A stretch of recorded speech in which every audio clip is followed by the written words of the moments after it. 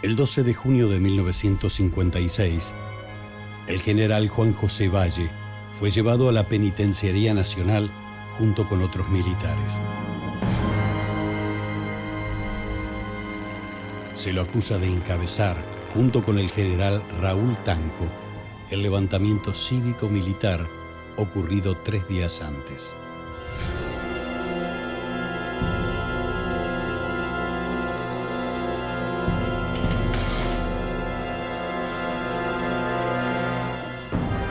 En la proclama revolucionaria se denuncia que por un acto arbitrario y despótico se reimplanta una carta fundamental, ya superada por la realidad política, económica y social de la República, al amparo de cuya imprevisión y laxitud fue posible en otras épocas la entrega del país a las fuerzas internacionales del capitalismo y el sometimiento, el hambre y la humillación de nuestro pueblo. Mi general, acompáñeme. La Constitución de 1949, aprobada durante el gobierno de Juan Perón, fue derogada por los golpistas que se encuentran en el poder.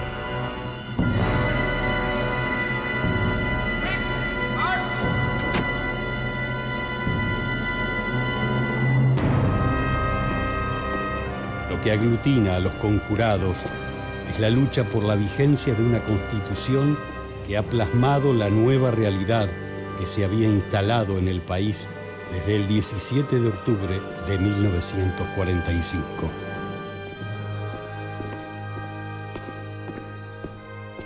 A las 22:20, el general Valle es fusilado por un pelotón. No existe orden escrita o decreto alguno que justifique el fusilamiento. Su muerte se suma al oscuro saldo del levantamiento. 18 militares y 13 civiles asesinados.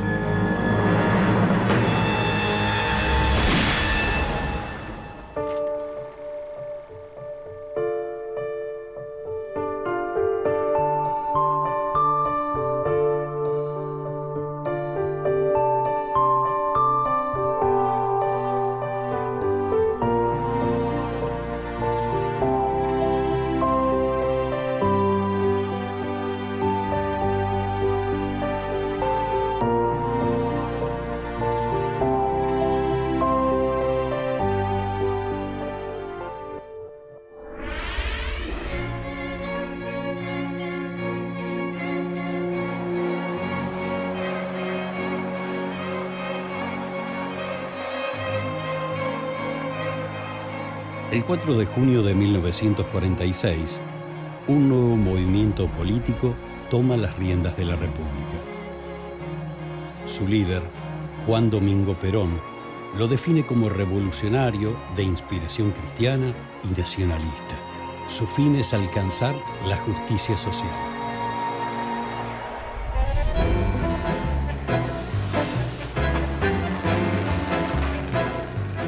Durante los 3 primeros años de la presidencia de Perón, estas ideas dan como resultado un importante bienestar social, acompañado por grandes transformaciones.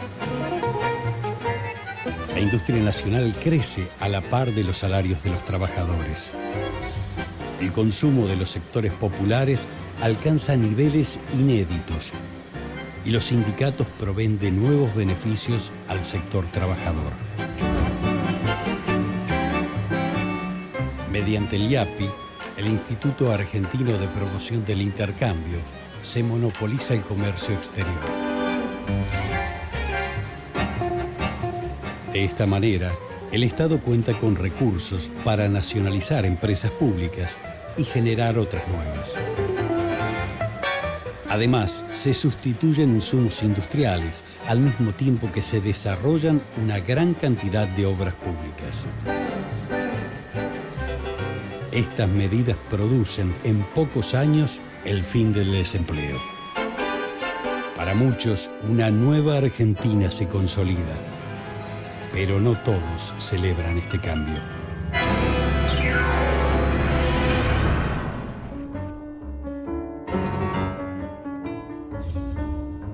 El nuevo rumbo que impulsa el gobierno de Perón cuenta con el apoyo de los sectores populares. Pero muy pronto debe enfrentar el asedio de un creciente sector opositor.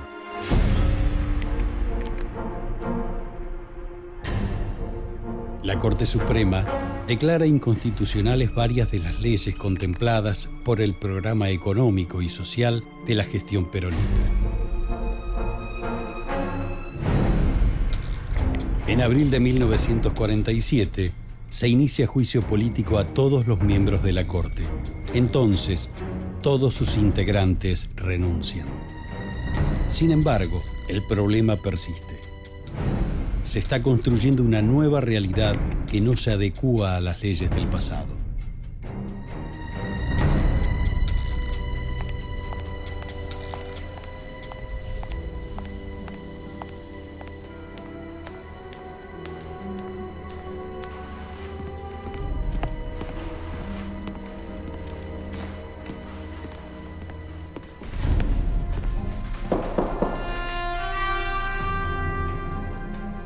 Los trascendentales cambios que impulsa el peronismo necesitan un nuevo marco jurídico que les dé protección constitucional.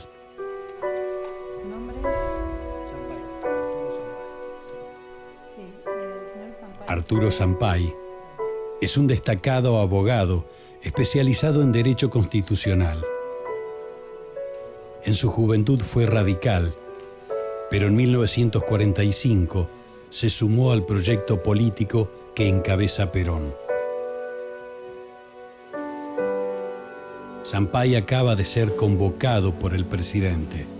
Por sus conocimientos y su orientación nacionalista, es la persona indicada para llevar a cabo una misión de trascendencia histórica.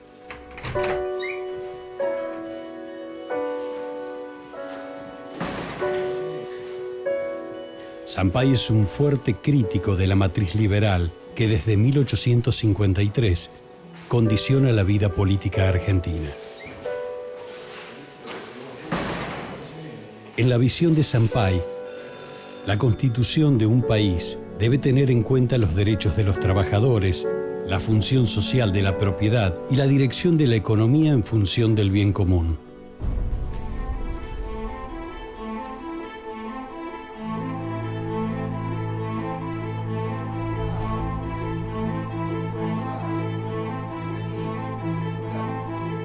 Perón confirma el presentimiento de Sampay. Tiene la firme intención de reformar la Constitución Nacional. Al igual que él, Perón sostiene que el trasfondo individualista y liberal del texto de 1853, con sus modificaciones posteriores de 1860 y 1898, choca de lleno con su concepción de la política, la economía y la sociedad.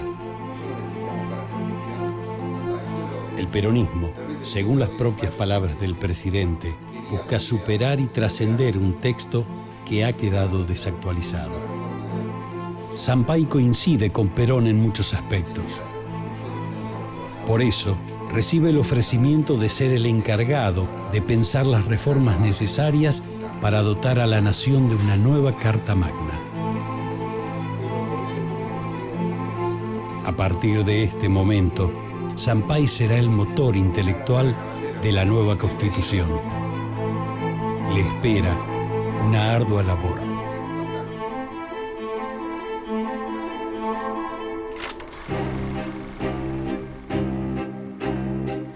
El 1 de mayo de 1948, durante el discurso de inicio de la actividad parlamentaria, el presidente Perón explica la necesidad de reformar la Constitución Nacional. Sin embargo, se muestra contrario a la modificación del artículo 77, que prohíbe la reelección inmediata del presidente y del vice. Días después, un grupo de legisladores oficialistas, entre los que se destacan Eduardo Colom y John William Cook, dan curso a la reforma constitucional. Las acusaciones no se hacen esperar. La oposición señala que la reforma es funcional a la reelección de Perón. Pero su temor más grande es que Argentina abandone el credo liberal que le ha dado forma desde 1853. Las discusiones en el Congreso se suceden constantemente y avivan las llamas de la discordia. Finalmente, en agosto de 1948, se dicta la Ley 13.233, que declara la revisión y reforma de la Constitución Nacional. Aunque el oficialismo cuenta con la mayoría en ambas cámaras y puede aprobar la reforma con los 2/3 del total, en la de diputados, la reforma se aprueba con solo los 2/3 de los presentes. Esta situación se convierte en la excusa ideal que utiliza la oposición para denunciar la ilegitimidad de la Ley 13.233.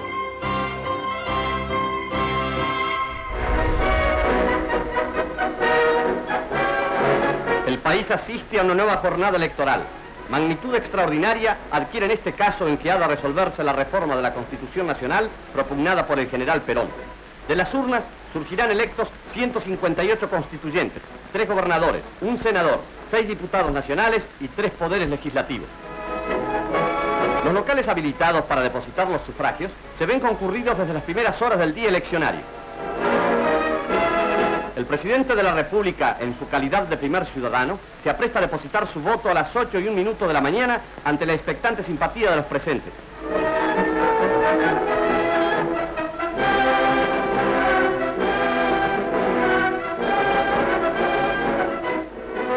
El 5 de diciembre de 1948 se celebran las elecciones de convencionales constituyentes. El oficialismo obtiene el 60% de los votos, unos 110 convencionales, frente a los 48 que suman los radicales. El peronismo ha ganado la primera batalla, pero todavía le espera un reto aún más importante. Culmina así otro capítulo de la vida política argentina y se abre un paréntesis al apasionado debate de la reforma de la Carta Magna.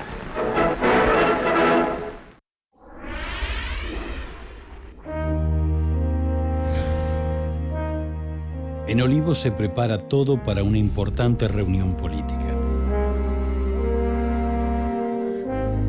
El 11 de enero de 1949, Juan Perón, en carácter de presidente del Partido Peronista, reúne a los convencionales de su partido.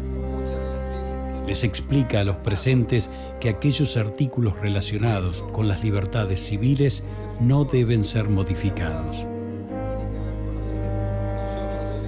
Recalca que la reforma debe tomar como eje la incorporación de los derechos sociales y la intervención del Estado en la economía. A su vez, Perón cambia su postura anterior. Ahora acepta la necesidad de reformar el artículo 77, que le permitiría acceder a una eventual reelección. Una justa, libre y soberana que todos ustedes, compañeros, quieren igual que yo.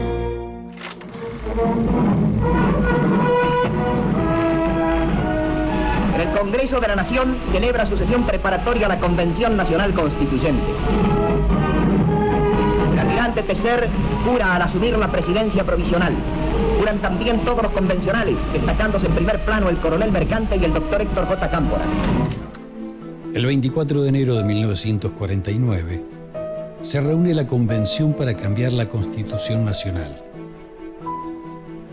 Pero la tarea no es para nada sencilla.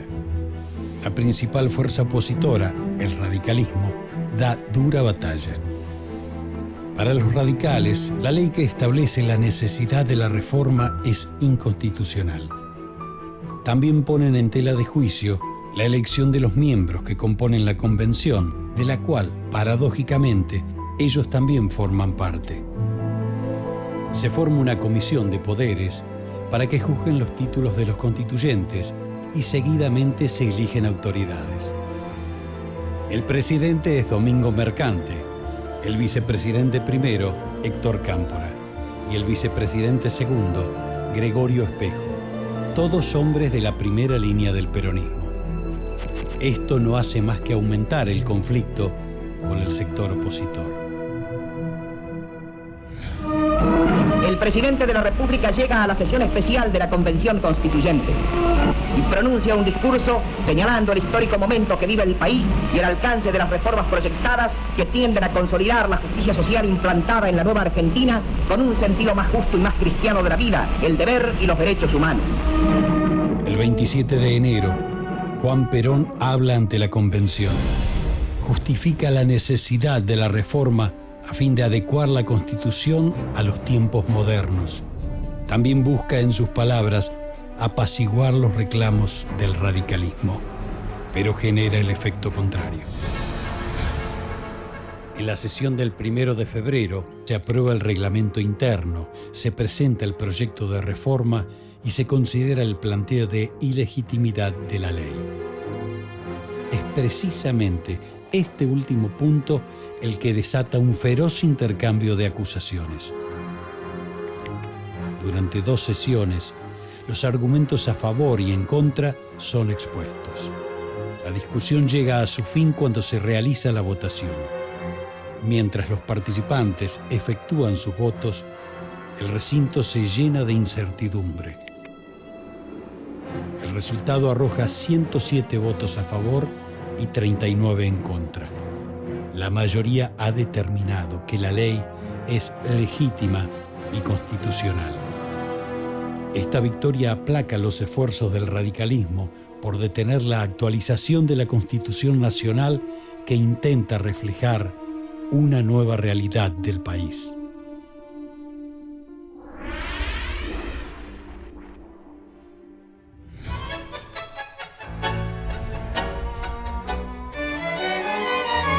Superados los obstáculos principales, el 8 de marzo de 1949 se presenta el proyecto de reforma. Arturo Sampay, el teórico del nuevo texto constitucional, justifica la gran cantidad de cambios propuestos y detalla el objeto de estos. Entre las modificaciones se encuentra contemplada la reelección, criticada por los opositores como un síntoma de un emergente fascismo oficial. La nueva Constitución es, en realidad, algo novedoso para la tradición legal argentina. Las modificaciones parten del preámbulo del texto de 1853, en el cual se agrega la fórmula «la irrevocable decisión de constituir una nación socialmente justa, económicamente libre y políticamente soberana». No obstante, las innovaciones más fuertes se aplican en el capítulo de los derechos y garantías. El concepto central del texto constitucional del 53 expresa que la acción privada, junto con la defensa de la propiedad privada, aseguran el bien común y un orden social justo. La historia argentina había demostrado la distancia que podía haber entre esa teoría y la realidad de los habitantes del país. Durante décadas, la mayoría de los argentinos había gozado de la libertad de morirse de hambre. Mientras que las elecciones se manejaban por fraude, como había ocurrido en gran parte del período comprendido entre 1853 y 1943.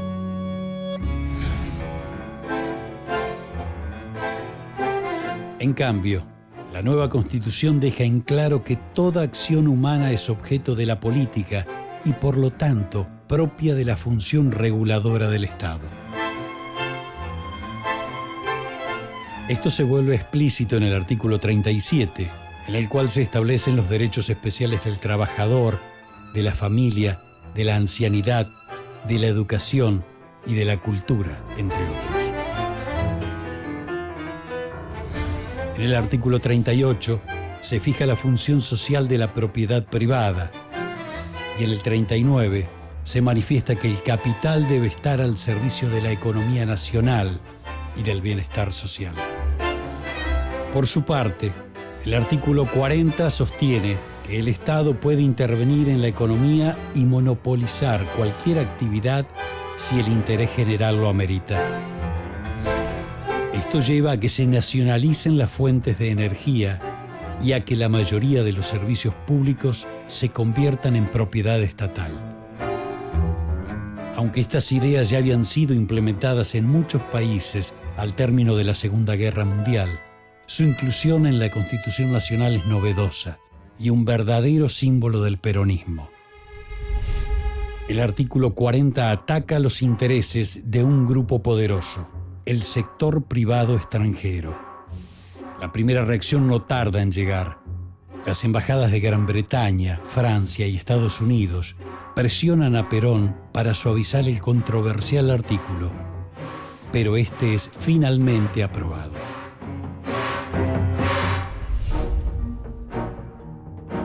Con relación al sistema político, se establece la elección directa y por simple pluralidad de votos del presidente y su vice, además de poder ser reelegidos a continuación del mandato. También se pauta la elección directa de los senadores nacionales y se eliminan los límites al número de ministerios. En cada cambio aplicado, el radicalismo ve la sombra de la reelección. Para ellos, la Argentina caerá en las garras del fascismo y de la tiranía.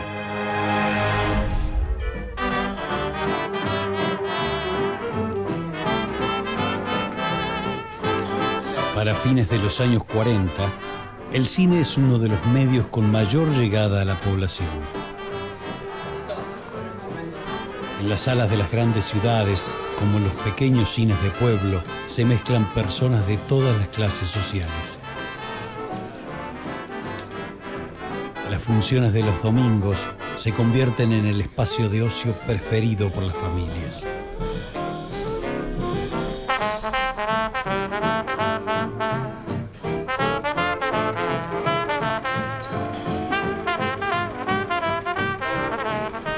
A través de la pantalla, muchos argentinos pueden ponerse al tanto de las novedades que llegan de todo el mundo. Se disputa la primera prueba automovilística de la temporada en el circuito de Palermo con intervención de grandes haces europeos y argentinos. Se larga la carrera, verdadera prueba de fuego para nuestros representantes, la que Galvez, el más calificado... El cine es además un poderoso instrumento de propaganda. El gobierno es consciente de esta situación y destina un presupuesto importante a la difusión de las iniciativas oficiales.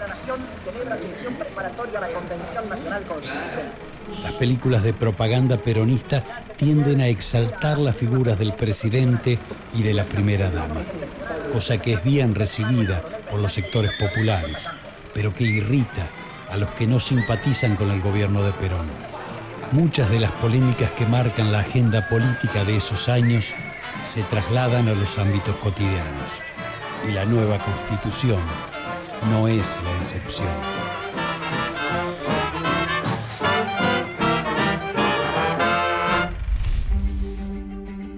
Finalmente, el 11 de marzo se vota el último artículo.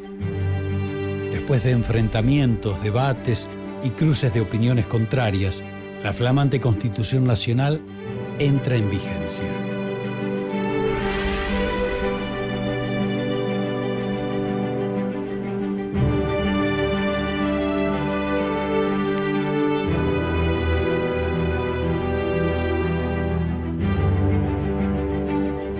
La intensa lucha política por la nueva Constitución parece haber terminado. Superados los debates iniciales, el país ya posee un texto que ofrece modificaciones novedosas. Ahora es momento de ponerlo en plena vigencia. Así, se obliga a todos los ocupantes de cargos públicos a jurar la Constitución bajo pena de pérdida de sus designaciones. Además de autorizar a las legislaturas provinciales a reformar su constitución provincial para que sean acordes a la nueva Constitución.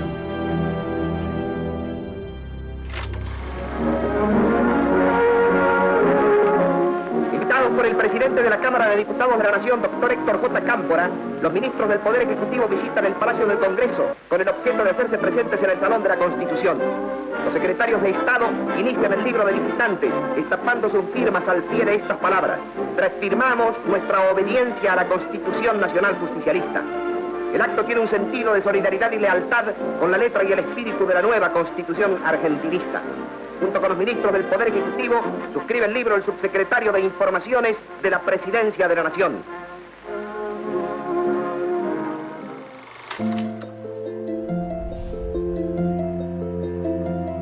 Los primeros años de la nueva década no han sido fáciles para el gobierno. A una aguda crisis económica se le han agregado los conflictos con diversos sectores de la vida nacional que han deteriorado su poder y han dado nuevos bríos a los sectores opositores.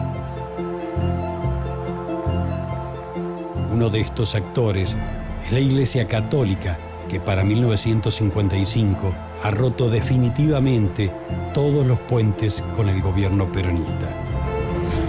A causa de este enfrentamiento, Perón impulsa la sanción de la Ley 14.404, que convoca una reforma parcial constituyente en torno al Estado y la religión. Al conflicto de los miembros de la jerarquía católica se le suma un creciente clima de violencia política instigado por sectores de la oposición.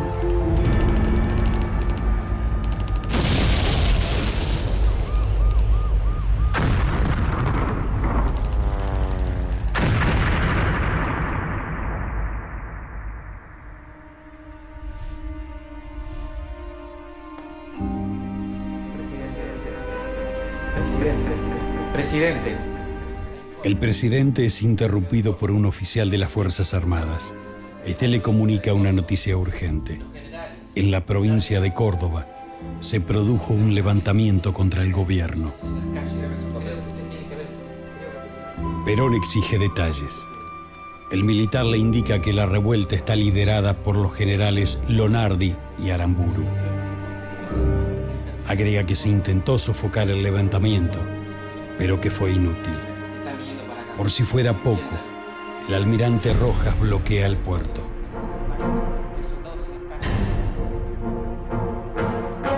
El militar le expresa a Perón que debe abandonar la casa de gobierno. Ese lugar ya no es seguro.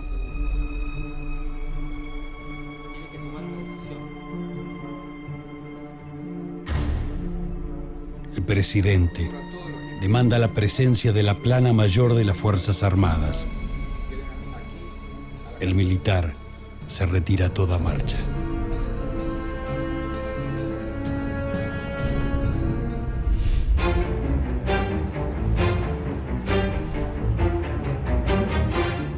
Los golpistas toman el poder bajo la denominación de Revolución Libertadora y restauran la vigencia de la Constitución de 1853.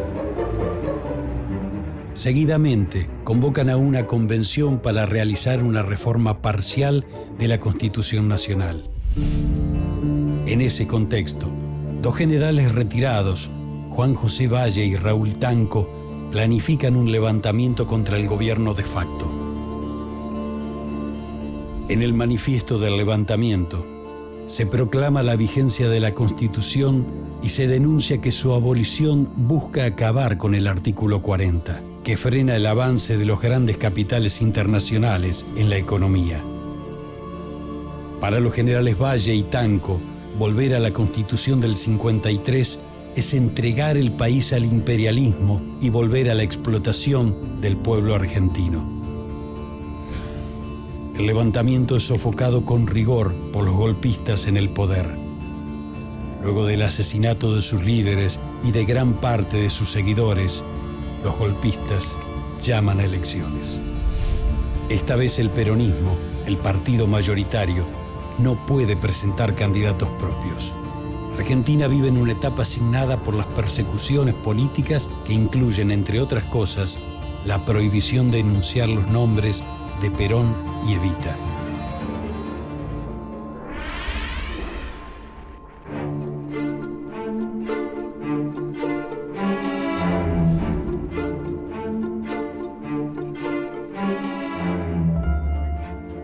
En las elecciones vota el 90% del padrón electoral. La primera minoría la consigue la Unión Cívica Radical del Pueblo y la segunda, la Unión Cívica Radical Intransigente. Pero los votos en blanco, impulsados por Perón desde el exilio, fueron la verdadera mayoría.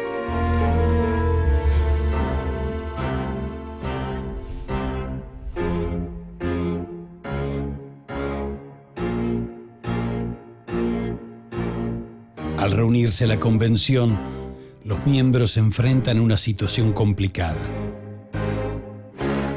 Algunos convencionales no están dispuestos a mantener la Constitución del 49, pero tampoco están interesados en ayudar a que el gobierno de facto se perpetúe en el poder. Este dilema crece y produce el retiro de la Unión Cívica Radical Intransigente. Sus dirigentes consideran que el llamado a la reforma de la Constitución no es válido. A continuación, la Unión Federal, los laboristas salteños y bonaerenses y un sector de la Unión Cívica Radical del Pueblo también se retiran. Por consecuencia, la convención pierde legitimidad a causa de la falta de quórum. Su futuro es incierto. Finalmente, los convencionales que quedan solo ratifican la vigencia de la Constitución del 53 e imponen el artículo 14 bis, que incluye la novedad del derecho de huelga. También se reforma el inciso 11 del artículo 67, que contempla la sanción de un código de trabajo y seguridad social.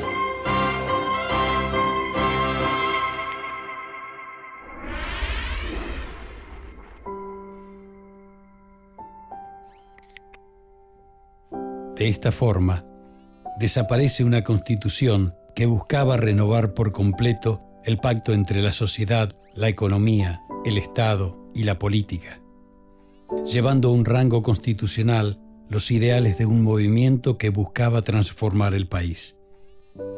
La magnitud de la reforma puede verse en los 80 artículos modificados, la supresión de muchos otros y la aparición de nuevos que, sumados al cambio en el preámbulo, hace un total de 103 modificaciones. Esta Constitución, inicialmente rechazada por la oposición, era un verdadero programa político que actualizaba el modelo jurídico vigente en la Argentina durante los últimos 100 años.